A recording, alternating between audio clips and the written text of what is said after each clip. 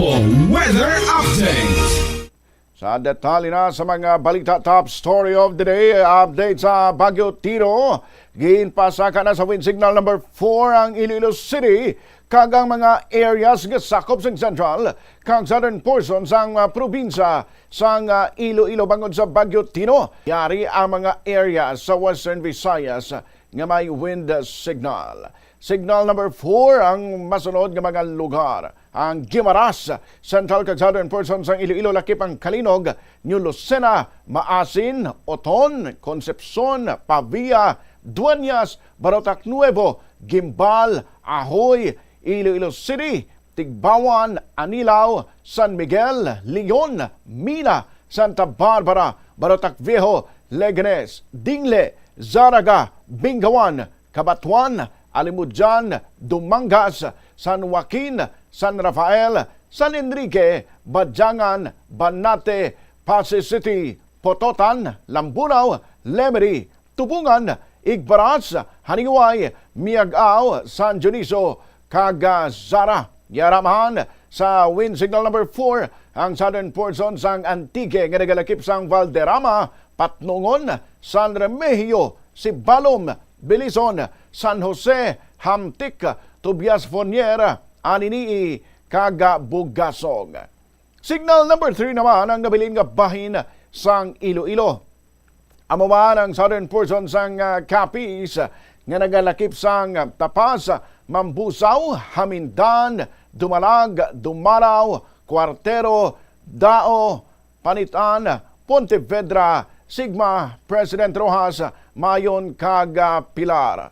Hamuman ang central portion sang Antique nga Montebiao, Lawaan, kag Barbasa. Samtang signal number 2 naman sa mga lugar dito sa may bahin sang Aklan. Hamuman ang nabilin nga bahin sang Capiz, ang nabilin nga bahin sang Antique, kalakip na diri ang Kaluya Island. Sa aton nga mga kabombo, uli nga nakita ng mata sang bagyo sa karagatan nga sakop sang San Francisco, Cebu. Dala sa ning kamaskugon sang hangin nga 150 km per hour malapit sa sentro kag pagmadlos nga tubtob sa 205 km per hour. Nagahulag ini sa direksyon nga panakatundan sa kanasigon nga 25 km per hour. Kaina sang tungang gabi naglandfall ang bagyo sa Silagos, Southern Leyte. Naglabay naman ang bagyo sa Camotes Islands kag base sa track forecast maglabay ini sa Visayas.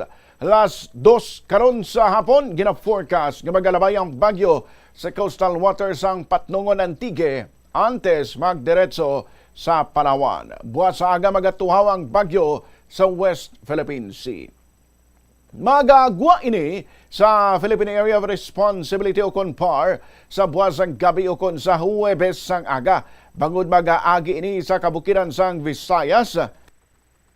Magahina ini apang magapabilin nga yara sa typhoon category samtang yari diri sa Pilipinas. Sa piyak naman nga bahin ka bombo, nagtaas naman ang tsansa nga mangini isa ka tropical depression sa masunod nga 24 hours ang isa ka low pressure area kon LPA nga yara sa gwa sang Philippine Area of Responsibility. Uli nga nakitaan sa kalayoon nga 2,165 kilometers na silangan sang northeastern Mindanao ang nasambit nga LPA o kon low pressure area. Oras sa bombo 11 minutos magligad sa alas 6 aga para sa updated nga listahan sa mga lugar nga napaidalom sa nanuituhan nga mga warning signals. Number 432 panaog sa 1 magtutok lang diri sa Bombo Radio Iloilo kag maglantaw man sa Facebook page kag website sang Bombo Radio Iloilo.